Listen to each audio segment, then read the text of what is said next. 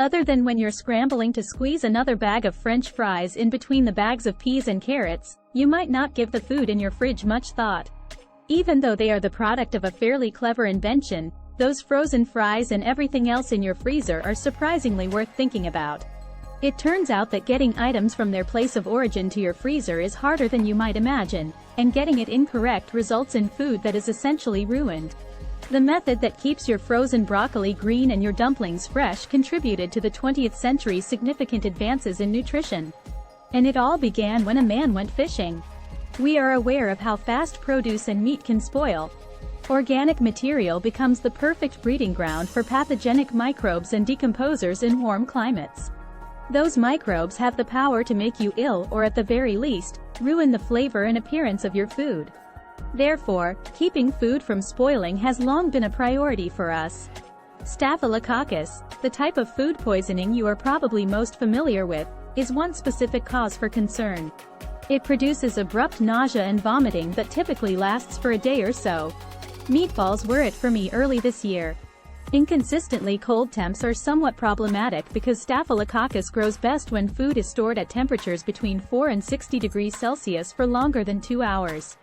So it's dangerous when the weather is unpredictably cold. E. coli is another well-known cause of food poisoning. Many food storage techniques that are effective for a variety of foods still fall short when it comes to E. coli, which can even live in dried meat. It may be challenging to ferment and can food. If you don't do it correctly, you might unintentionally create the ideal habitat for the bacterium that causes botulism. The particularly deadly food poisoning known as botulism affects the nervous system and can even cause paralysis and death. The only way to store food that keeps it from wilting and keeps you healthy is by chilling it. If we had the technology to keep things cold, you'd assume that we would. We would constantly be freezing our meals, right? Well, not really. As it turns out, preserving food is more difficult than you might imagine. It's challenging, at least, if you want the food to still taste nice afterward.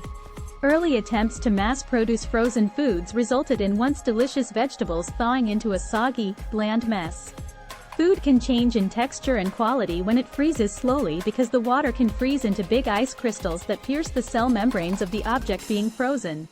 This is particularly apparent in items like frozen produce, where the ice crystals break down the plant cell walls, causing them to lose all structure and create yucky, mushy vegetables. In addition, as these foods defrost, a significant amount of water and taste are released. Therefore, there wasn't much of a market for frozen food because it wasn't particularly appetizing to most customers. But then Clarence Birdseye appeared. And you might be familiar with that moniker. In your fridge right now, it might even be on 1 or 2 packages of frozen vegetables. He observed that when he went ice fishing with some Inuit people while residing in northeastern Canada, their fish they captured would freeze almost instantly after being thrown onto the ice. And even months after being captured, those fish still tasted absolutely fresh when they were thawed and cooked. Birdseye discovered that quick freezing produces smaller ice crystals that do less harm to the food and produce a superior end product. So, starting in the 1920s, he applied that expertise to create 2 cutting-edge techniques for quickly freezing food. In the first, food containers were sandwiched between 2 metal plates that had been cooled to roughly -40 degrees Celsius using a calcium chloride solution. The second technique combined the use of pressure and warmth. The food was pressed between the chilled hollow metal plates, which were cooled with ammonia. And in just 30 minutes, that process could cool some foods to -32 degrees Celsius. Nevertheless, keeping things cold wasn't the only factor in Birdseye's success. Additionally, Birdseye created fresh techniques for food packaging, such as using water-resistant vessels and sucking out air before sealing. Frozen food is much better overall because of all of these innovations that kept moisture in the food so that when it was thawed, it would still maintain its quality. Even so, the popularity of frozen meals took some time to spread. Since most people didn't have a freezer at home to store frozen foods in the 1930s, it took some time for technology to catch up with what Birdseye was offering. It wasn't until after World War II that freezers began to enter people's houses. And gradually, the popularity of frozen foods in American homes began to grow.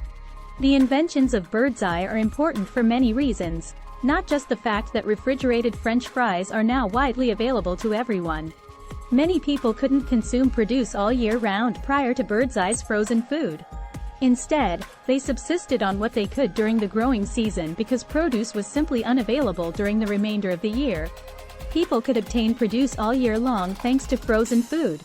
This was crucial for maintaining healthier, more nutrient-dense diets all year long, in addition to being fantastic for offering culinary variety. Therefore, the person whose name may very well be on your frozen peas and carrots was not only the creator of a successful company but also a person who prevented us all from going through long winters without having anything to consume besides bread and pickles. Who realized those ice cream pints were hiding so much fascinating food history? Thanks for watching.